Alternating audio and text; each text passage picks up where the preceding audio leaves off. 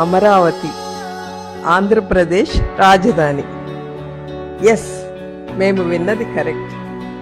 పార్లమెంట్లో bill pass అయింది అని విన్నప్పుడు మాకు నిజంగా చాలా ఆనందంగా అనిపించింది. Historic and an emotional moment for all of Andhra Pradesh sir.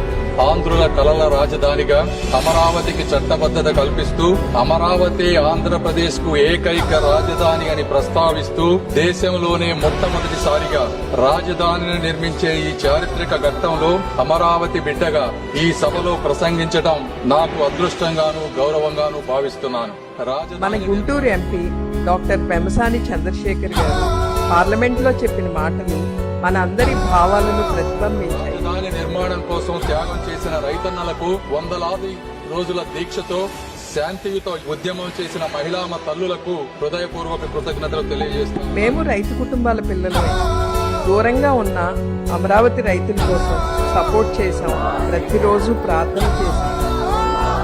22లో ఆ రోజు ఉన్నటువంటి ఫుల్ బెంచ్ ఒక స్పష్టమైన తీర్పునిచ్చింది.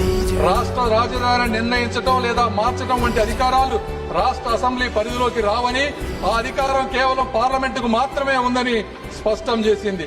కాబట్టి ఇలాంటి చారిత్రక చట్టానికి మద్దతు తెలుపుతూ అమరావతి నిర్మాణంలో భాగస్వాములైనటువంటి ప్రతి ఒక్కరికి కూడా శిరస్సు వంచి నమస్కరిస్తూ ఈ రోజు అది నిజమైంది. మా ఆనందానికి హద్దులు లేవు.